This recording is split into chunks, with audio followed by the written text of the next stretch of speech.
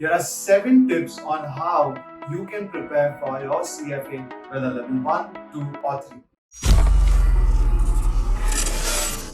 Point number 1, you have to understand the format, the paper pattern of these exams way before you even start studying for it. So one of the first things that we teach students is to be aware about what level 1, what level 2 and of course 3 comprise of. Primarily in this video I'm going to cover level 1 and 2 because by the time people reach level 3 they are more or less aware. Now we know that CFA level 1 has 180 MCQs and there are 2 sections that you have to appear for the exam. The first is the morning and then the afternoon session, and each are 2 hours 15 minutes long. So just with the understanding of what an intense day is going to be like when you appear for the exam, it's going to be almost 4.5 hours with a break in the middle. You know how many questions you have to answer, and the rest of the tips will depend a lot on you having clarity on this. Level 2, for example, as most of us should know, have something called vignettes. And once again, how do you prepare? How many of these come? What is the time that you have to appear for level 2? All of it must be crystal clear in your head.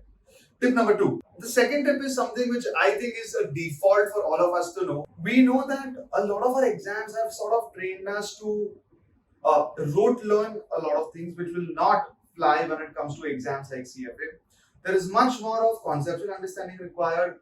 While you need to probably learn definitions for your own benefit so that you can recall them later, because it's just in that we've been sort of studying in that environment for so many years. Try and keep it in mind that it's not going to be healthy for a long time. So focus on conceptual clarity, focus on deriving the meaning of things or deriving the formula for certain topics, and try and come up with rationalizing the concepts rather than mugging those up or rote learning those. Tip number 3, again a very common tip, but I see by far that students land up having a huge issue with this, which is practicing. Again, we are so used to learning from the book and so used to just practicing the formula based answers because that's number driven, that has a clear yes or no answer which you can check. But the real answer is that you have to learn how to practice these questions in full, whether it's multiple choice, whether it's number driven questions, or they are theoretical subjective answers.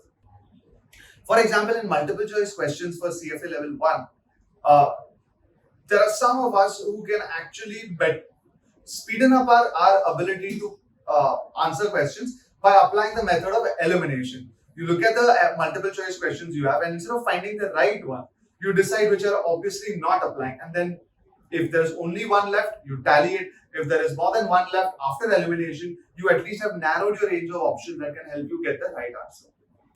Point number 4, a super simple hack is being efficient with the calculator. Now, I know that, for example, me personally, I used to not be very hands-on with the calculator before I started studying, in my case for the ACC exam. But learning how to use these tools, they're as powerful as a phone. You not only can speeden up your ability to answer these questions, but it's one of those few things that you have to less double check because it's done by the calculator. And that's what CFA wants us to prepare for. They don't want us to calculate formulas which are already present, but they want us to quickly come to the right answer, which is supposed to be a no-brainer, and use that answer to solve the question. Most people get stuck in the first part. They keep trying to solve it and double checking if it's right or wrong. Instead, do that in your preparation rather than the actual exam. Point number 5, manage your time. The beauty of such exams is that they give you exactly how much time per session and how many questions per session. With this, you can obviously derive how much time you're going to take per question. So, if level 1 has 180 MCQs and one section is 135 minutes, you can basically calculate that, okay, per question you have less than 1 minute.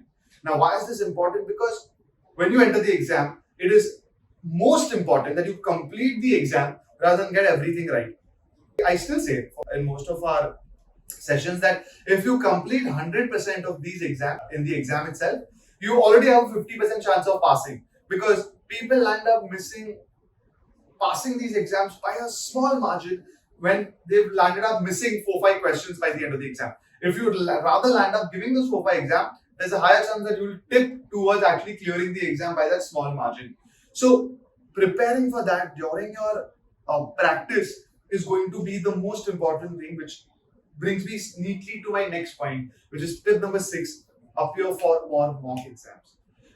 I have said this a million times, and I think I'll keep saying it because it's one of those no-brainer hacks.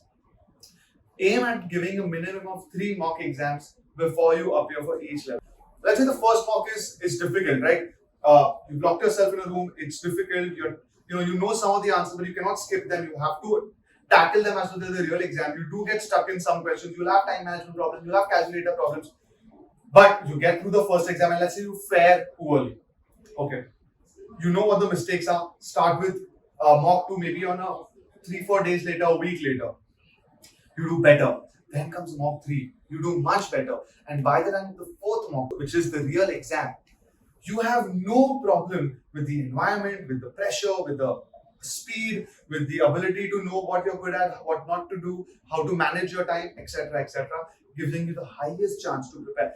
If there are 2 students who study at the same level, but one has given 3 mocks and the other has just either not given any mock or just glanced through mocks, there is a 100% chance that this student has a higher probability of clearing in spite of having the preparation at the same level. Last but not the least, guys, tip number 7. There is a mental ability that you need to prepare for, which is lacking of panic. So what I mean by that is that, of course, when you read certain questions in the beginning of the paper specifically, it can just jolt your entire composure. I have seen that if the first 2, 3, 5 questions that you read, the whole paper goes smoothly because the first few seconds have such a positive impact, and vice versa. When you don't know the first few questions, you're going to go through the paper with this incomplete or this slightly panicky mode that you sort of extrapolate the first few questions to the rest of the paper. It is a matter of just mental preparation. If you'll end up appearing for it, the mock exams, and in fact before the mocks, the practice questions, you can test yourself on this. You go through that grind again and again before the final exam. The chances of you not panicking because of your preparation rather than the fact that you are lucky you know all the answers changes the game. If you'd like to understand how, please reach out. We'll definitely guide you. But besides the last point, guys, all of the other points, whether you're studying with Zell, whether you're studying by yourself, it doesn't matter. And whether it's not even actually applying only to CFA. Some points are specific, but majority of the points sort of overlap. Whether you give CFA, any other qualification like ACCA, CA, CPA, CMA, it's all going to have the same level of preparation. So with that, guys, I hope that these tips are something you can use tangibly. If it does help you, please leave a comment down so that others understand the value of it. Leave a like if there's any value in this video, and let us know what else we can make for you guys.